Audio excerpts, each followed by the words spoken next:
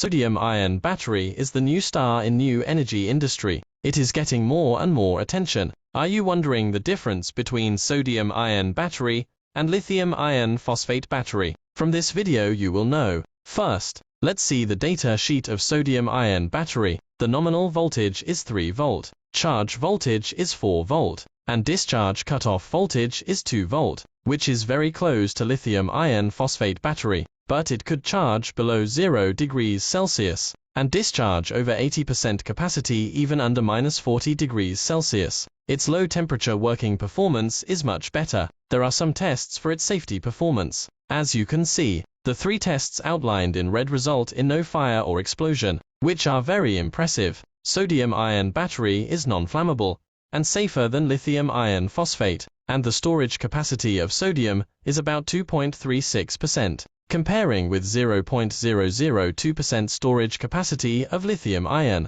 Sodium is much more abundant on Earth. For now, the price of sodium-ion cell is 5 cents to 10 cents per watt-hour, and the price of lithium iron phosphate battery is 7 cents to 90 cents per watt-hour. The price looks no big difference, because lithium iron phosphate battery price lowered down a lot from last year. In the near future, sodium ion battery price strength will be more obvious. Let's compare the charge speed. The max charge rate of sodium ion battery can be 3C/4C, but for lithium iron phosphate battery, it's only 1C.